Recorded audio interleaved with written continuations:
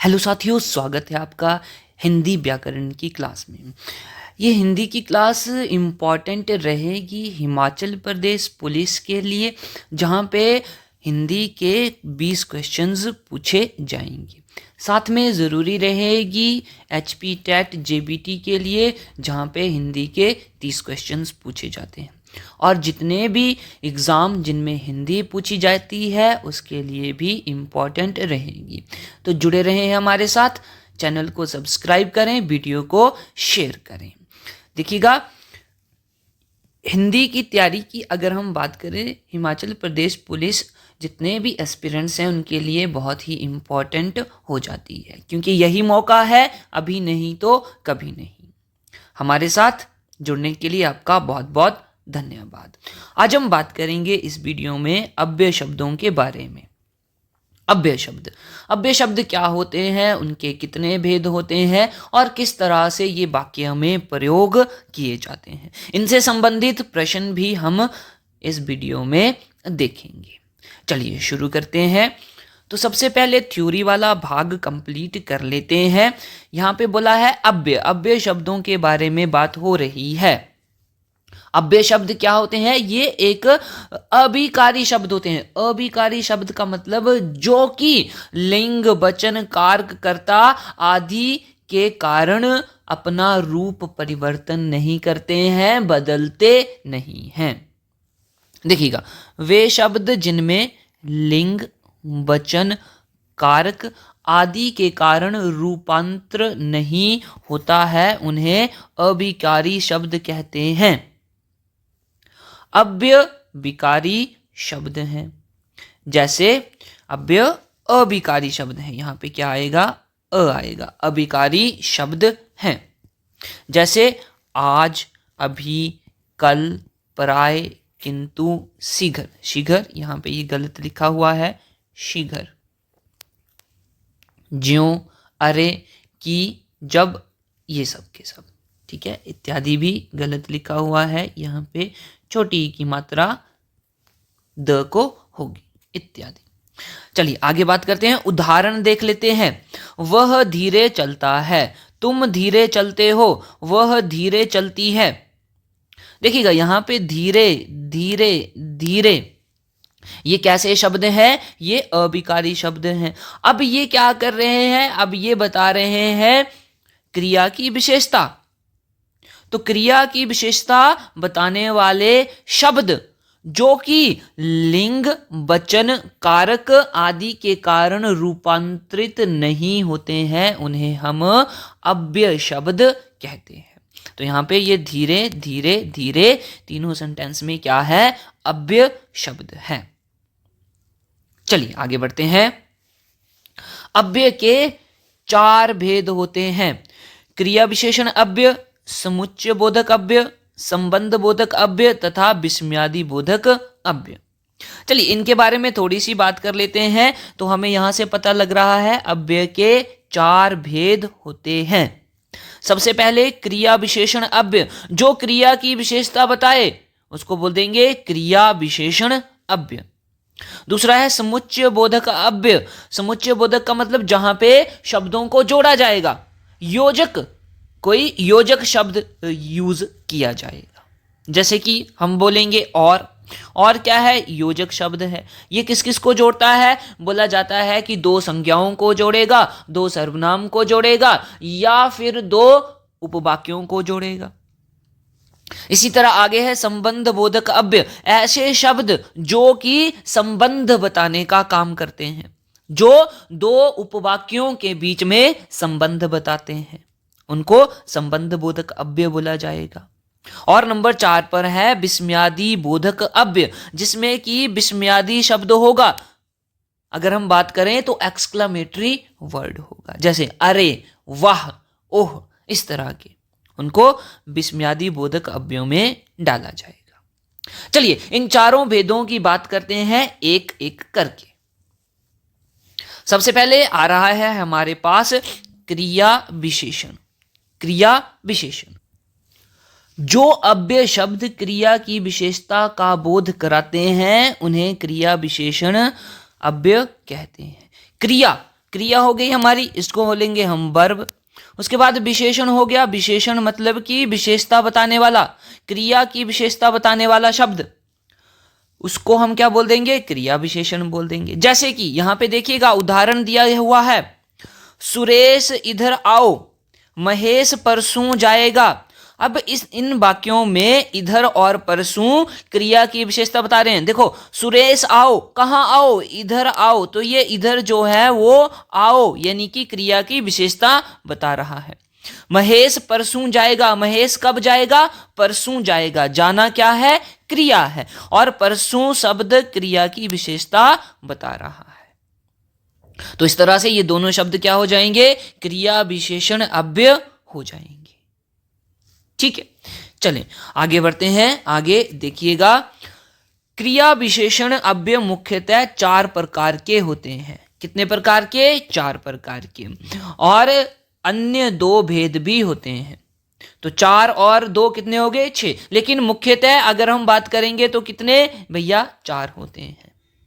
और ये कौन कौन से होते हैं देखिएगा, पहले के 4 क्या हैं, मुख्य हो जाएंगे, कालवाचक क्रिया विशेषण, स्थानवाचक क्रिया विशेषण, रीतिवाचक क्रिया विशेषण, परिणामवाचक, उसके बाद है स्वीकारवाचक और है निषेधवाचक। अगर मैं कालवाचक की बात करूं तो ये समय को बताता है कि किस समय कोई काम हो रहा है। स्थानवाचक, क्रिया के होने का स्थान जिस शब्द से हमें पता लगता है। रीतिवाचक, किस ढंग से कार्य हो रहा है, कैसे कार्य हो रहा है, वो शब्द हमें क्रिया के विशेषता बताता है। और परिणामवाचक कि जो कोई काम हुआ है वो क्यों हुआ है, उसका रिजल्ट क्या है। और जबकि हम 2 की बात करें इनकी, स्वीकारवाचक और निषेधवाचक। स्वीकारवाचक मतलब कि किसी बात को स्वीकार करना, तो जब क्रिया के स्वीकार करने का बोध होता है जिस शब्द से, वो स्वीकारवाचक हो जाएगा। और निषेधवाचक की बात करें, निषेध बोले तो नेगेटिव, ना, मना करना, तो जिस शब्द से हमें क्रिया के कार्य का ना होने का पता चले या फिर निषेध होने का पता चले, वो निषेधवाचक हो जाएगा। चलिए इनके बारे में देख लेते हैं। सबसे पहले है हमारे पास कालवाचक क्रिया विशेषण।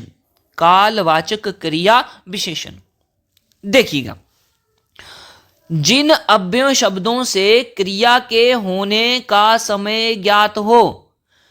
किसका, क्रिया के होने का समय, ध्यान में बात रखना, समय की बात हो रही है कि कोई काम जो है वो कब हो रहा है, उन्हें कालवाचक क्रिया विशेषण अव्यय कहते हैं।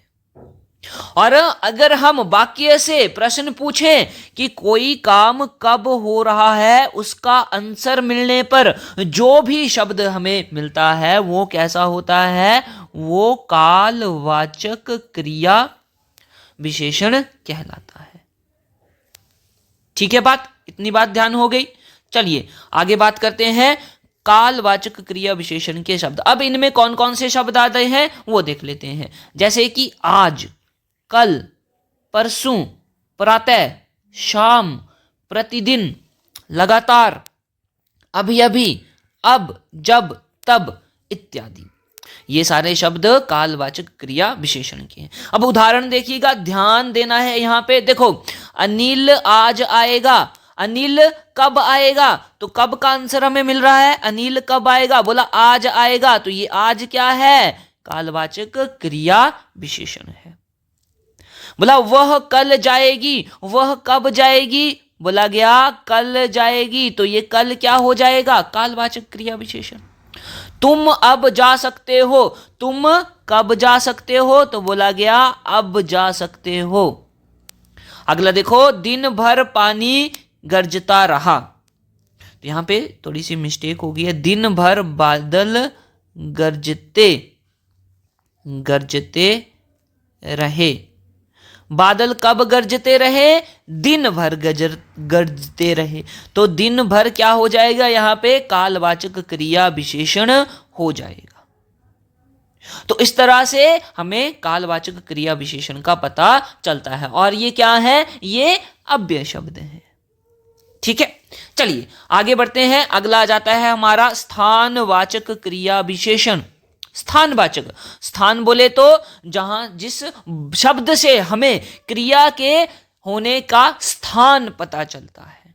देखो, जिन अव्यय शब्दों से क्रिया के व्यापार स्थान का बोध होता है। क्रिया के व्यापार का मतलब क्रिया के होने का स्थान, क्रिया के होने का स्थान उसका बोध होता है, उसे हम क्या बोल देते हैं? स्थानवाचक क्रिया विशेषण बोल देते हैं। चलिए इनमें कौन कौन से शब्द आएंगे? देखो, यहां, वहां, आगे, पीछे, इधर, उधर, किधर, जिधर, सामने, दूर, परे, दाएं, बाएं, सर्वत्र, बाहर, भीतर, आसपास।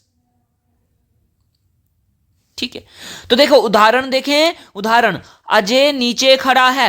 अब एक और बात है कि जब हम वाक्य से प्रश्न पूछेंगे कि कहां, जब भी हमें कहां का उत्तर मिले, कहां का उत्तर मिले, तो वो शब्द क्या हो जाता है? वो शब्द स्थानवाचक क्रिया विशेषण होता है। जैसे अजय नीचे खड़ा है। अजय कहां खड़ा है? आप बोलोगे कि सर नीचे खड़ा है। राम पेड़ के ऊपर बैठा है। राम कहां बैठा है? पेड़ के ऊपर, ऊपर। तुम आगे चलो। तुम कहां चलो? आगे चलो। इधर उधर मत झांको। कहां मत झांको? इधर उधर मत झांको। तो यहां पे ये सारे के सारे शब्द नीचे, ऊपर, आगे, इधर उधर, ये क्या हो जाएंगे? स्थानवाचक क्रिया विशेषण अव्यय हो जाएंगे। ठीक बात है। उम्मीद करता हूं कि आपको ये बातें समझ में आ रही होंगी। आगे बढ़ते हैं।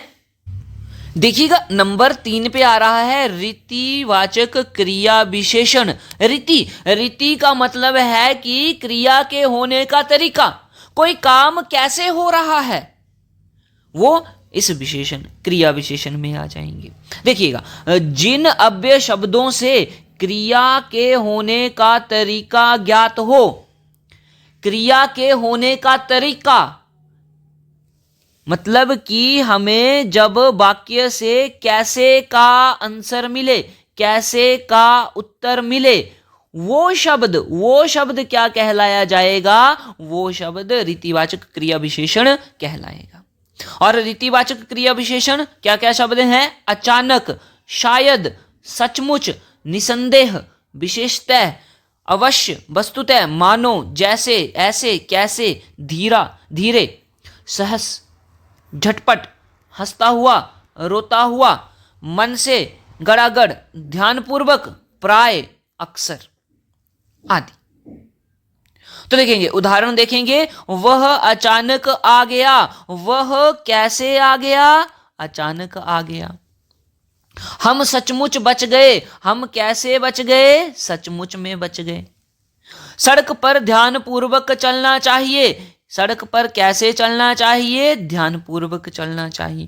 तो यहां पे अचानक, सचमुच, ध्यानपूर्वक, ये कैसे शब्द हैं? ये अव्यय शब्द हैं। और अव्यय शब्दों में भी रीतिवाचक क्रिया विशेषण है।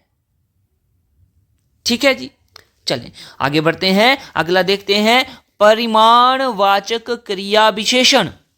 परिमाणवाचक क्रिया विशेषण, जिन अव्यय शब्दों से क्रिया के परिमाण का बोध होता है, अर्थात जो शब्द किसी क्रिया की अधिकता, न्यूनता, नापतोल आदि का बोध कराते हैं, उन्हें परिमाणवाचक क्रिया विशेषण कहते हैं। देखिएगा, ये शब्द कौन कौन से हैं? बोला पर्याप्त, मात्रा की बात हो रही है। बिल्कुल, अत्यंत, थोड़ा, तनिक, खूब, किंचित, सर्वथा, लगभग, केवल, ठीक, अति, उतना, जितना, ये शब्द जो हैं ये परिणामवाचक क्रिया विशेषण शब्द हैं। ठीक है, यहां पे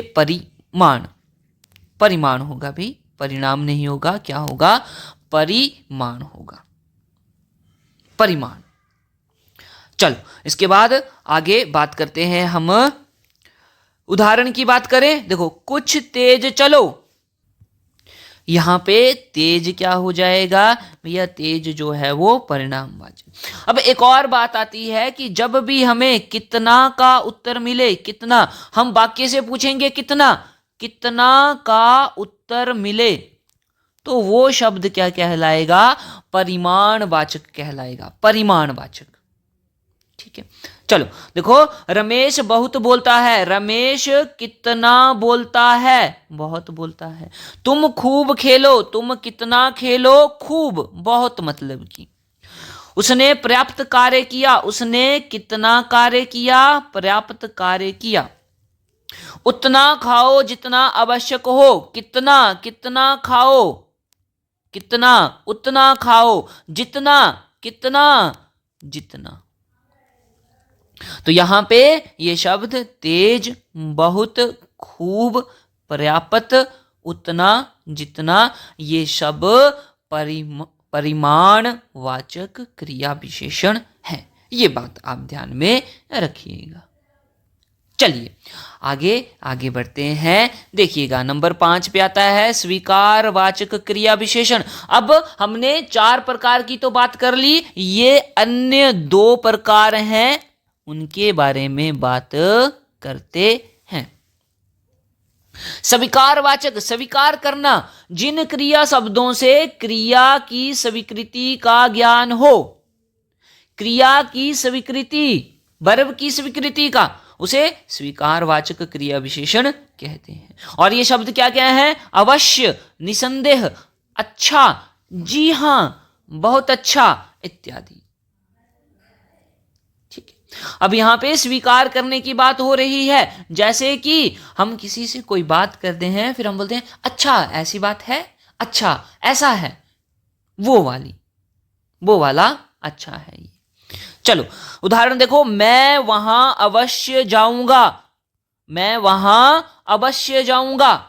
तो देखो यहां पे स्वीकार करने की बात हो रही है, मैं, मुझे वहां पे जाना है, लेकिन मैं अवश्य जाऊंगा ऐसा भी बोल रहा है, मतलब कि स्वीकार कर रहा है कि मैं वहां जाऊंगा। तो इन्हीं ऐसे ही शब्दों को हम क्या बोलते हैं, स्वीकारवाचक क्रिया विशेषण बोलते हैं। आगे देखो, अगला जो टाइप है ये निषेधवाचक क्रिया विशेषण हो जाएगा। जिन अव्यय शब्दों से क्रिया का निषेध, क्रिया के निषेध का बोध हो, निषेध होता है कि ना होना, क्रिया का ना होना, या फिर हम बोलेंगे कि मना करना, उनको हम क्या बोलेंगे, क्रिया के निषेध का बोध। जैसे इसमें क्या क्या शब्द आ जाएंगे, देखो मत, नहीं, न इत्यादि। अब उदाहरण देखिएगा, उदाहरण देखो, क्रिकेट मत खेलो, राम नहीं गाता है।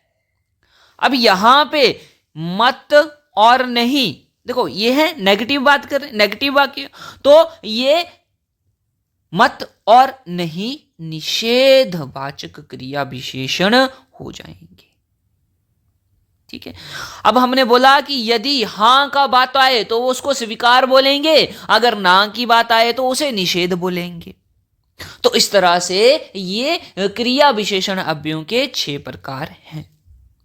आज की वीडियो में इतना ही। नेक्स्ट वीडियो में हम बाकी के बचे हुए अव्यय के प्रकारों की बात करेंगे, अव्यय के भेदों की बात करेंगे।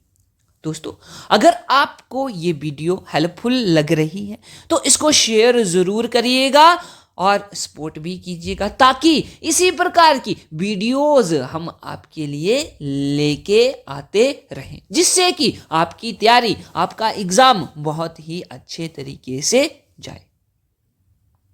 तो मिलते हैं नेक्स्ट वीडियो में। शेयर जरूर करिएगा, सब्सक्राइब जरूर करिएगा। जय हिंद।